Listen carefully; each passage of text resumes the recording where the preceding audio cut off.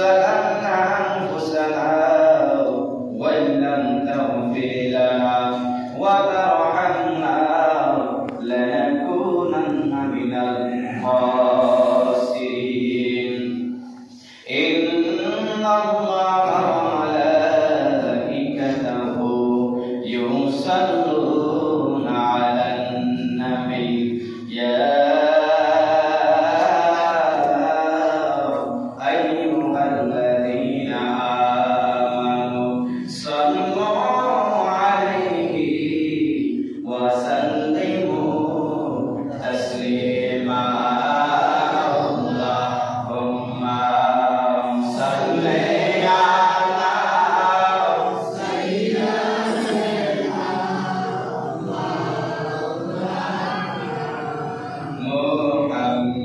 محمد وعلى آله سيدنا مولانا আমরা সবাই মরব জানি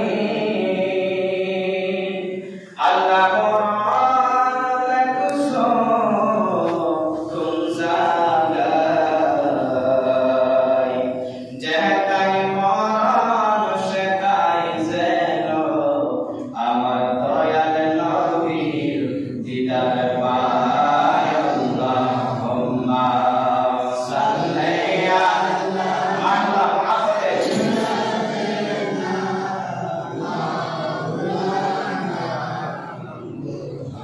محمد وعلى آل سيدنا مولانا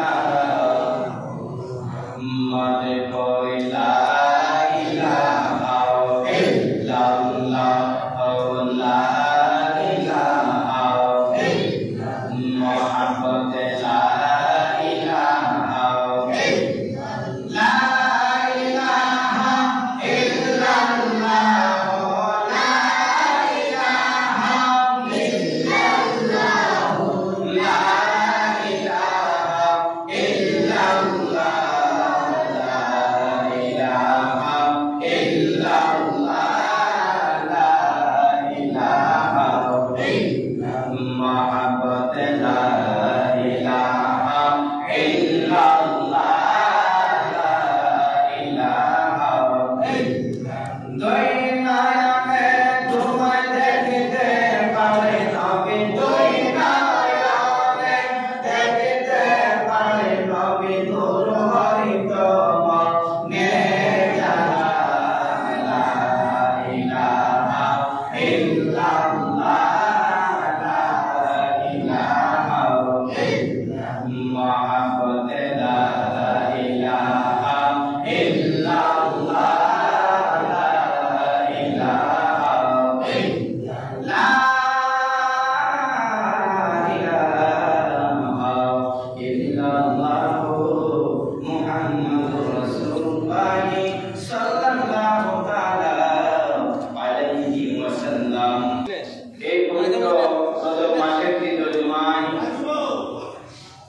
অসংখ্য মানুষ থেকে নির্বাচিত করে মায়া করে দয়া করে এই পবিত্র জুমার দিনে আসার এবং বসার তৌফিক প্রদান করে দিয়েছেন সকলের জবানটুকু খুলে বলি আলহামদুলিল্লাহ তার পাশাপাশি শুকরিয়া আদায় করতেছি আল্লাহ মহান আল্লাহর দরবারে যে মহান আল্লাহ পাক আমার নবী আপনার নবী নূরুল আলম নূর নবী যেই নবীজি রাস্তা দিয়ে হাঁটলে রোদের ছায়া আমার রাসূল পাকের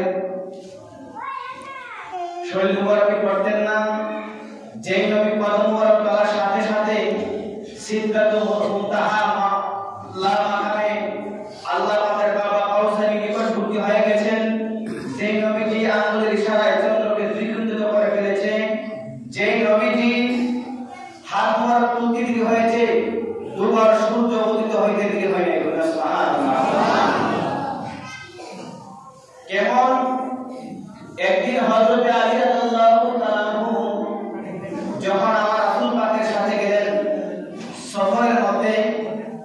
তখন আমার নবীজি আসর নামাজের পূর্ব মুহূর্তে আমার রাসূলের চোখের মধ্যে নিদ্রা আসলেন, ঘুম আসলেন। সুবহানাল্লাহ বলেন না? ঘুম আসার পরে যখন আমার রাসূল বলতেছে, আলী তোমার এই রাতটা আমার সামনে দাও, আমার একটু বিশ্রাম রাখতে, আমি একটু ঘুমাইতে চাই। যখন আমার নবীজির মাথা মোবারক শের করা, যখন আমার আলী রাদিয়াল্লাহু তাআলা রানের মধ্যে রাখলেন, আমার রাসূল ঘুমে পড়ে চলে গেলেন। তখন আসরের নামাজ শেষ হয়ে গেছে। মাগরিবের নামাজের পূর্ব মুহূর্তে হযরত আলী রাদিয়াল্লাহু তাআলা চিন্তা করতেছেন, আমার রানের মধ্যে দুজাহানের বাদশা যেই নবীকে সৃষ্টি না করলে আল্লাহ পাক কুরআনে সৃষ্টি করতেন না, যেই নবীর জন্য আমরা নামাজ পাইলাম, যেই নবীর জন্য আল্লাহ পাক নামাজকে ফরজ করে দিয়েছেন, যেই নবীর কোনো তুলনা নাই, এই দুজাহানের বাদশা আমার রানের মধ্যে ঘুমিয়ে আছে। এখন যদি আমি আমার রাসূল পাককে ডাক দেই, তাহলে আমার বেয়াদবি হয়ে যাবে, আমার রাসূল পাকের আরামের ঘুম নষ্ট হয়ে যাবে। আমার রাসূল পাক যদি আমার প্রতি রাগান্বিত হয়ে যায়, আমার আল্লাহ পাক আমার প্রতি রাগান্বিত হয়ে যাবে। এই চিন্তা করে আমার চিন্তা করতেছে, আল্লাহ পাকের হুকুম নামাজ, আসর নামাজ চলে গেছে, মাগরিব নামাজ পূর্ব মুহূর্তে হয়ে গেছে। এখন আমি কি করতে পারি?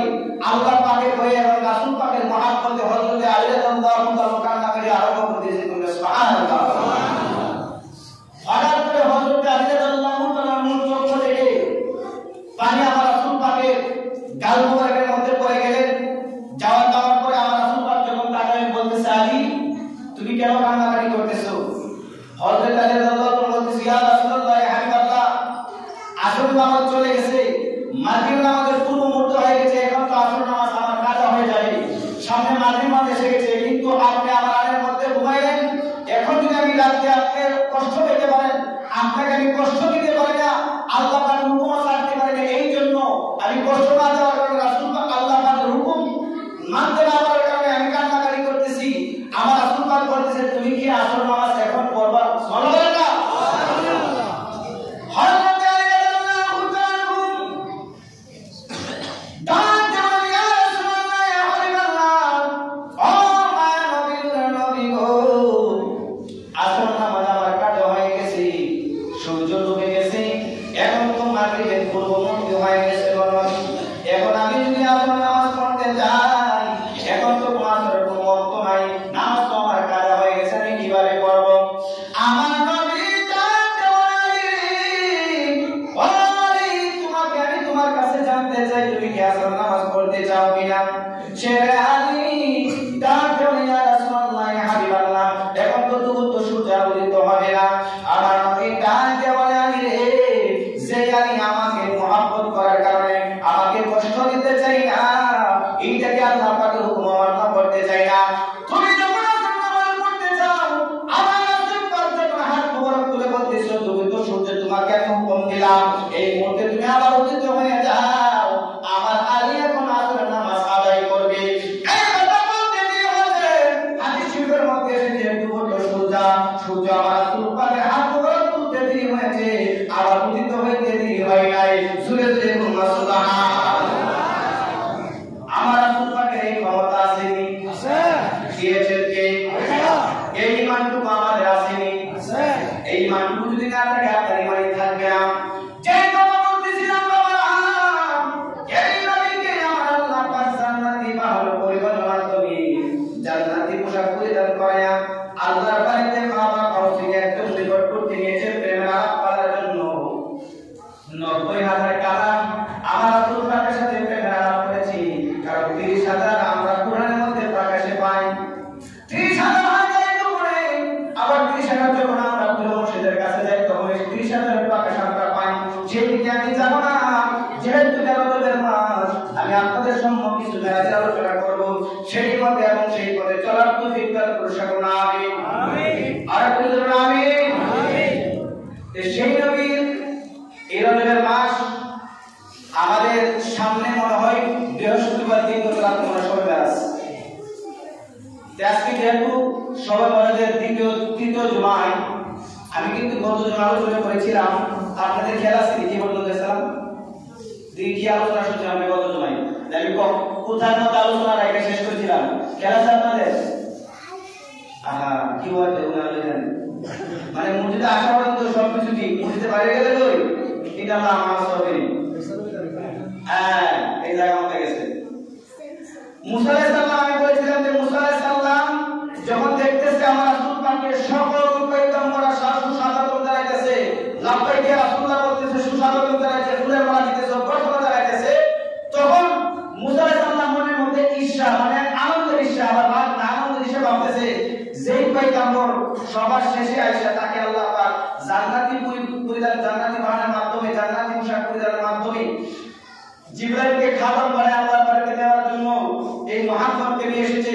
কিন্তু আমি যে দুনিয়ার থাকতে আল্লাহ পাককে ডেকেছিলাম, রব্বি আনি আমাকে দেখা দাও, আল্লাহ পাক তো আমাকে দেখা যায় না। এই নবী আমার বলেছিল, তার সাহাবাদেরকে বলেছিল যারা আমার উম্মতের মধ্যে এমন উম্মত আছে যাদের পাওয়ার তারা বনি ইসরাইলের নবী চাইতে আরো বেশি সম্মান করবে। আল্লাহু আকবার। এই কথা বলার পরে এখানে আসে যে আমার রাসূল পাক দুনিয়াতে আসে মুসা আলাইহিস সালামের ২৫০০ বছর পরে। সুবহানাল্লাহ। ২৫০০ বছর পরে যদি আমার রাসূল পাক আয়েশা থেকে আমার রাসূল পাক বলেছিল তারা সাহাবাদেরকে যে আমার উম্মতের মধ্যে এমন কতগুলো উম্মত থাকবে যাদের পাওয়ার বনি ইসরাইলের নবী যারা আছে তাদের চাইতে বেশি থাকবে। সুবহানাল্লাহ। কিন্তু মুসা আলাইহিস সালাম ছিলেন তার রওজার মধ্যে ২৫০০ বছর পরে উনি কিভাবে এই কথা শুনলেন, এটা আল্লাহ পাকের ক্ষমতা। সুবহানাল্লাহ। এই মনে মনে যখন চিন্তা ধারণা করতেছে আমার রাসূল পাক মনের খবর জানে কি জানে না? আমি আপনার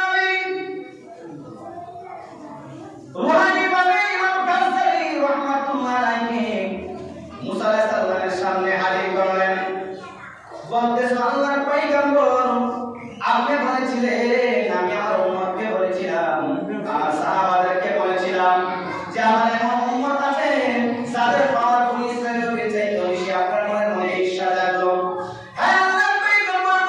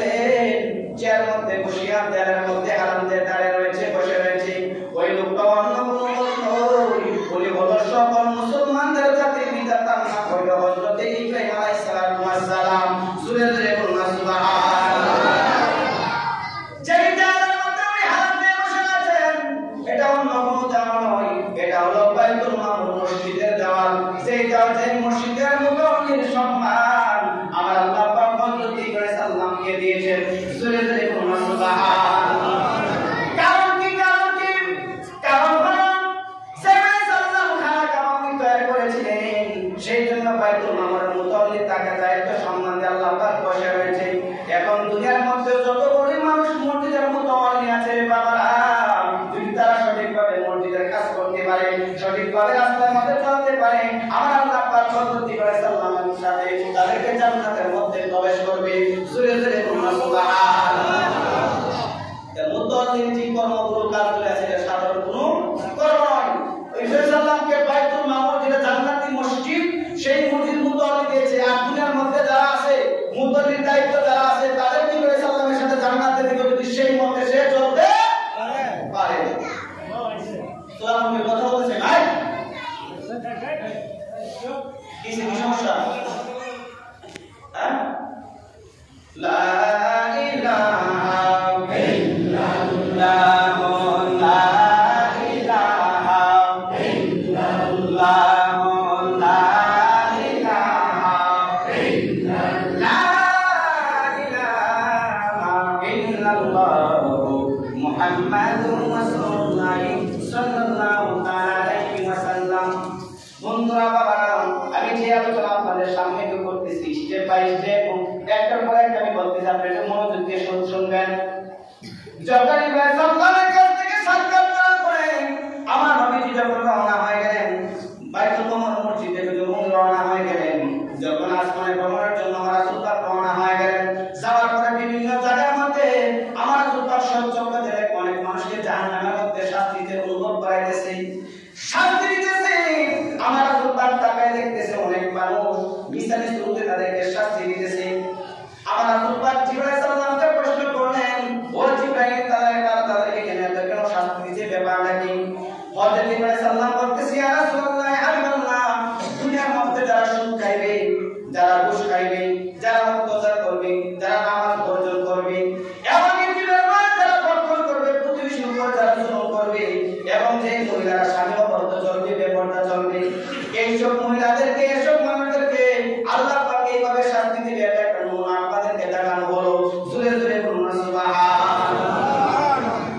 দুনিয়ার মধ্যে যারা সুদ খাইবে, দুনিয়ার মধ্যে যারা ব্যভিচার করবে, দিনের মাল খাইবে, যারা নামাজ বর্জন করবে।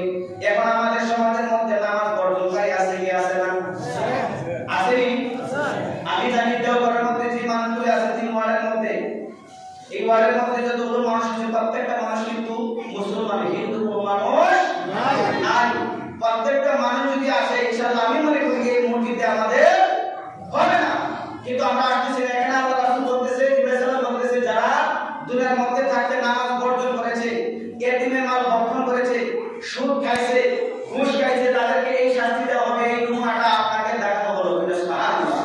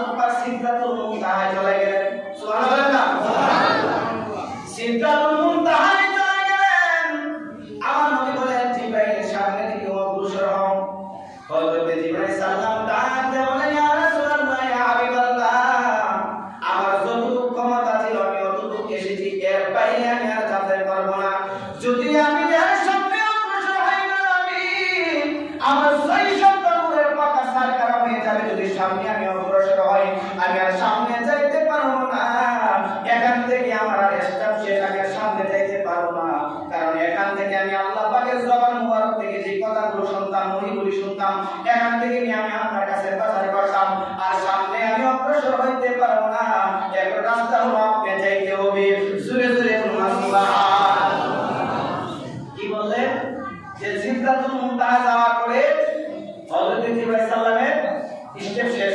অগ্রসর হতে পারবে না। যদি সামনে যায় জিবরাইল সাল্লামের যে নূরের 600 পাতা আছে সকল কিছু নূরের প্রাবল্যতে পুরো সারকা হয়ে যাবে। সুবহানাল্লাহ। একজন নূরের ফেরেশতা যদি নূরের পাহাড়ে সারকা হয়ে যায়, আমরা যারা অনেক মানুষ যারা বলে আমার রাসূল পাক মাটির তৈরি, তাহলে আমার রাসূল পাক অগ্রসর কেমনে হবে? কেন হবে? আমার রাসূল পাক মাটির তৈরি না, আমার রাসূল পাক হলো নূর আলা নূর। সুবহানাল্লাহ। সেজন্য তো আমরা হুজুররা কি বলি, সিদরাতুল মুনতাহায় গিয়া জিবরাইল তাকে দাঁড়ায়া, সিদরাতুল মুনতাহায় গিয়া জিবরাইল তাকে দাঁড়ায়া, সামনে যেতে পারবো না গো ওগো নূর আল্লাহ, সামনে যেতে পারবো না ওগো নূর আল্লাহ।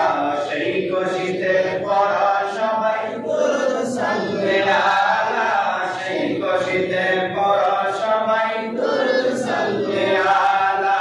নূর নবী তাই দিদারে দিলেন খোদা তাআলা, সেই খুশিতে পড়া সবাই দুরূদ সাল্লাল্লাহ।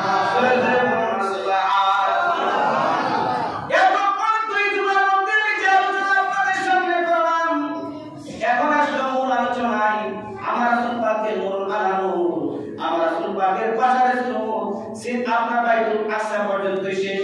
যখন আমার রাসূল পাক উপর থেকে উঠলেন, আমার রাসূল পাকের মালা কিছু তুমি পাকা সরালেন। এখন যখন সিদরাতুল মুনতাহা আসলেন, হযরত জিবরাইল সাল্লাল্লাহু বললেন, ইয়া রাসূলুল্লাহ, আমি আপনার সামনে যাইতে পারবো না। এখনই আমার রাসূল পাকের হাকিকতে সুরত পাকা হয়ে যাবে। জোরে জোরে বলুন সুবহানাল্লাহ। হযরত জিবরাইল সাল্লাল্লাহু বললেন, ইয়া রাসূলুল্লাহ, আমি বললাম সামনে যেতে পারবো না, আপনার কাছে আমার একটা আরজি। কি আছে ইয়া রাসূলুল্লাহ, ইয়া হাবিবাল্লাহ, আমি সামনে যেতে পারবো না, আপনার কাছে একটা আরজি করি। হাজার ময়দান যখন কায়েম হয়ে যাবে, ফুলজিরাতের ফুল যখন কায়েম হয়ে যাবে, নবী আপনি আমাকে গ্রহণ করে নিন, যাতে ফুলজিরাতের ফুলে আমার 600 পাকা আমি বিছিয়ে দিব, যাতে আমার পাকার মধ্যে পর করে আপনার গুনাহগার উম্মতগুলো মুহূর্তের মধ্যে পার হয়ে যেতে পারে। আমার নবী ডাক দিয়ে বলেন, জিবরাইল, ও জিবরাইল, যখন তুমি আমার কাছে আবদার করলা, যাও আমি রাসূল পাক কবুল করে নিলাম। আমার গুনাহগার উম্মত যখন ফুলজিরাতের ফুলের মধ্যে কাইটা কাইটা জমিনের মধ্যে পড়ে যাবে, এই সময় তোমার 600 নূরের পাতা তুমি বিছায় যাবা, যাতে আমার গুনাহগার উম্মত মুহূর্তের মধ্যে পার হয়ে যাইতে পারে। জোরে জোরে বলুন সুবহানাল্লাহ। সিদরাতুল মুনতাহায় যারা দিলেন, কিতাবের মধ্যে এসেছে সিদরাতুল মুনতাহার মধ্যে যে গাছটা ছিল, এই গাছের পাতাগুলো ছিল হাতের কানের মতো। কিসের মতো? হাতের কানের মতো বড় বড়, এবং এর ফলগুলো ছিল উদ্বারের মতো বড় বড়, অনেক বড় ফল। কিতাবের মধ্যে এসেছে এই ফলগুলো আমার রাসূল পাকের মহব্বতে যারা শহীদ হয়েছে, ইসলামের জন্য যারা শহীদ হয়েছে, ওলি আল্লাহ যারা শহীদ হয়েছে, যারা মারা গেছে, তারা সবুজ পাকে নেই এই ফলগুলো ছোট ছোট ভাবে ভক্ষণ করতেছে। জোরে জোরে বলুন সুবহানাল্লাহ। আমার রাসূল পাক সিদরাতুল মুনতাহা করে আমার নবীর কাছে আসলেন। রব রব সুবহানাল্লাহ।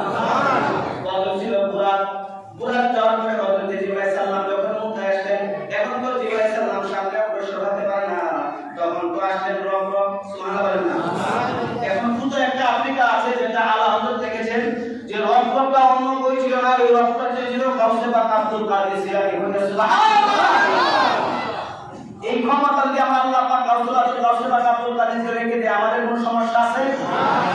যখন রব আসলেন, আমার রাসূল পাকে নিয়ে গেলেন সিদরাতুল মুনতাহা মাকামে, যখন নিয়ে গেলেন কাবা কাউসাইনি, আমার রাসূল পাক বিশেষ করে বলতেছি, যখন আমার নবীকে নিতে নিতে আল্লাহর বাড়িতে একদম কাছাকাছি নিয়ে গেলেন, আমার রাসূল পাক তখন বলেছিল, আমি আমার আল্লাহকে স্বচক্ষে চর্মচক্ষে দেখেছি।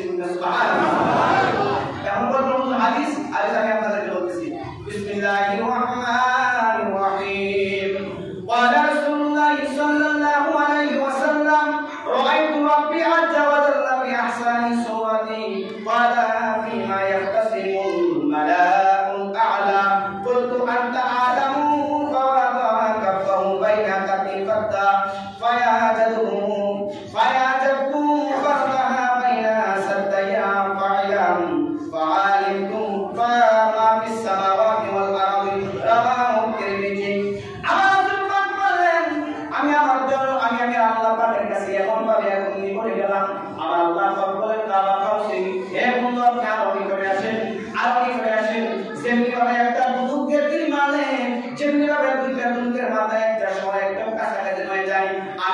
প্রভুর সামনে আমি আল্লাহ পাককে সুন্দর সুরতে সুন্দর আকৃতিতে আমার রাসূল পাককে আমি দেখেছি, আমি আল্লাহ পাককে আমি দেখেছি। জোরে জোরে বলুন সুবহানাল্লাহ। এখন আমার রাসূল পাক বলেন আমি আল্লাহ পাককে সুন্দর সুরতে সুন্দর আকৃতিতে আমি দেখেছি। এখন যদি আমরা বলি যে আল্লাহ পাকের আকার আছে, তখন তো আমাদের ইমান থাকবে না। এটা রাসূল পাক এই জন্য বলেন, আমার অনেক হাদিস আছে, এটা আমি আপনাদের সঙ্গে আলোচনা করতে পারবো না, এটা যারা আপনি মানেন তারা বলবে। যখন আমার রাসূল পাক বলেন আমি আমার প্রভুকে সুন্দর আকৃতিতে দেখেছি, শুধু তাই নয়, আমার আল্লাহ আমার দুইটা কাঁধের মধ্যে আমার আল্লাহ পাকের কুদরতি হাত মোবারক রাখলেন। সুবহানাল্লাহ। কি রাখলেন? কুদরতি হাত মোবারক রাখলেন। তখন আমার দেহের মধ্যে আমি একটা শান্তি অনুভব করলাম। আমার আল্লাহ পাক বলেছিল, হে বন্ধু কাবা কাউসাইনি, তুমি আমার নিকট আসো। এখন আমি তোমার কাছে জানতে চাই তুমি যে আসছো ফেরেশতারা কি বলাবলি করতেছে। সুবহানাল্লাহ বলেন না? আমার রাসূল পাক বলেছিল, এই দুনিয়ার মানুষ তোমরা শুনে রাখো, যখন আমি মুনতাহা ছেড়ে যখন লামাকামে চলে গেলাম, তখন আমি দেখলাম মানুষের আমল খাতার মধ্যে যে কলম লেখালেখি করে, এই আমল আমার খাতার কলমের শব্দ আমি রাসূল পাকের কান মোবারকে শুনতে পেরেছি। সুবহানাল্লাহ। আমার রাসূল পাক বললেন, আমার আল্লাহ পাক বলতেছে, হে বন্ধু আপনি যে আসলেন ফেরেশতারা কি বলাবলি করতেছে, বলতেছে ইয়া রাব্বুল আলামিন, আমি আপনার বাড়িতে এসেছি, আপনার ফেরেশতারা কি বলাবলি করতেছে আমার জন্য আপনি ভালো খুশি জানেন। সুবহানাল্লাহ। আমার আল্লাহ পাক জানার পরেও আমার রাসূল পাককে কেন বললেন? যখন আমরা দেখলাম কোন বিয়ের বা কোন মানুষের পাশে যখন আমরা যাই, দেখতেছি লোকটা বসে রয়েছে, এরপর আমরা বলি কি ও কি করতেছে, বলি কিনা? আর বলে কিনা? আল্লাহ পাক বলেছিল, বন্ধু আপনি যে আসলেন ফেরেশতারা কি বলাবলি করতেছে, আল্লাহ রাসূল বলছে ইয়া রাব্বুল আলামিন, আপনার ফেরেশতারা কি বলাবলি করতেছে আমার চাইতে আপনি বেশি অবগত। আমার আল্লাহ পাক বলেছেন আমি জানি, তারপরেও আপনার জবান মুবারক আমার শুনতে আমি আল্লাহ পাকের ভালো লাগে। সুবহানাল্লাহ। এখন আল্লাহ পাকের সাথে কি কথা বলেছিল, কতটুকু কি করে দিয়েছিল, আল্লাহ পাক কি করেছিল এবং রাসূল পাক কি নিয়ে গেছিল আল্লাহর দরবারে, আল্লাহ পাক সেই সুযোগ দেয় মেরাজের দিন, সেই মেরাজের রাতে আলোচনা করব। সেই মতে আমি আপনাদেরকে যে কথা বললাম, আল্লাহ পাকের কাছাকাছি যাওয়ার পরে আমার রাসূল পাক কি কথা বলেছিল এবং আমার রাসূল পাক আল্লাহ পাকের জন্য কি নিয়েছিল, আল্লাহ পাক কি দিয়েছিল, সেই ব্যাপারে সামনে বৃহস্পতিবার বুধবার দিনগত রাতে যদি সময় পাই ইনশাআল্লাহ সেই আলোচনা একটু সমাপ্ত করে ফেলবো। আল্লাহ পাক সেই মতে সেই পথে চলার তৌফিক দান করুন।